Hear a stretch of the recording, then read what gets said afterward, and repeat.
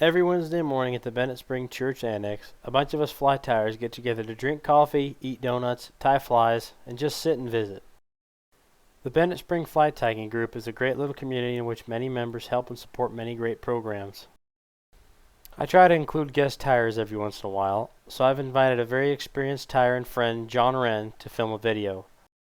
As he is both very knowledgeable in fishing and tying, he will show us how to tie a very slick and, most importantly, effective soft tackle pattern. John ties his flies with absolute precision and class and produces some great looking and fishing patterns.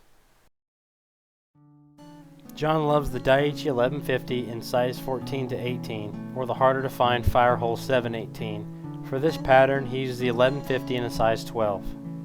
He then starts by placing the hook securely in the jaws of his tying vise. John has loaded a bobbin with orange Semperfli Nano Silk on 100D. John also noted that he uses smaller size silk on smaller flies. John starts his thread about a third back from the hook eye, followed by a few wraps rearward before using a razor blade to cut the silk.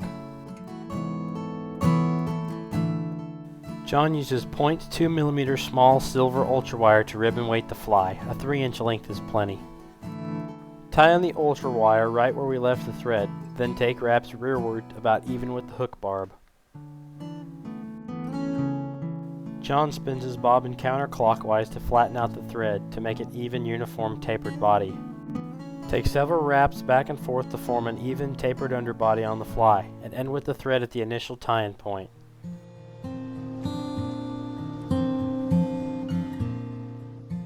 John then loads a second bobbin with 8/0 Vivison black to finish out the remainder of the fly.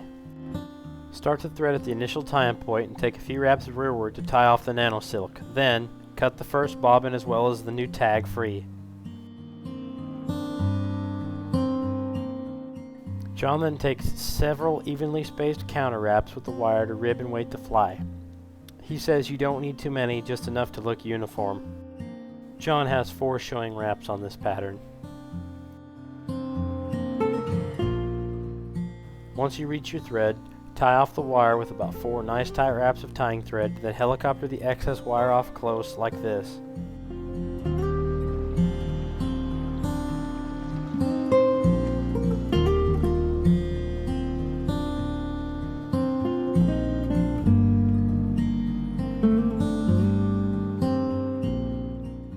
For the thorax, John uses a peacock curl from a peacock eye. John prefers the flues from the eye for its color, quality, and stem integrity. Separate a single hurl from the eye and tie it in with a few wraps of thread. Start taking close touching wraps forward to about 1 whole hook eye length behind the hook eye, then secure the peacock curl with a few nice tight wraps of tying thread.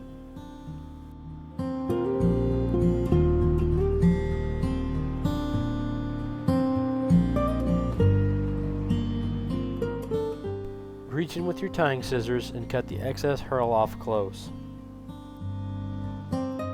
For the hackle on the fly, John uses an appropriately sized feather from a partridge skin. He then preps the feather by preening and stripping off any webby fibers from the stem. Preen down the remaining fibers to separate the tip of the feather from the rest. Once the tip is exposed, with your tying scissors, snip the feather to leave a small tie-in anchor.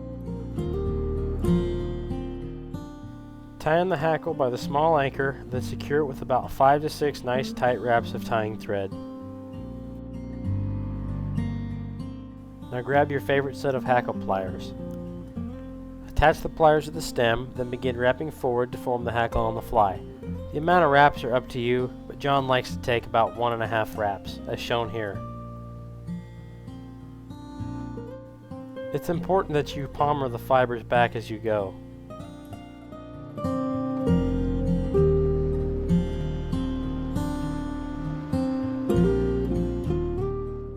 Once you reach your tying thread, take about 2 wraps of thread to secure it.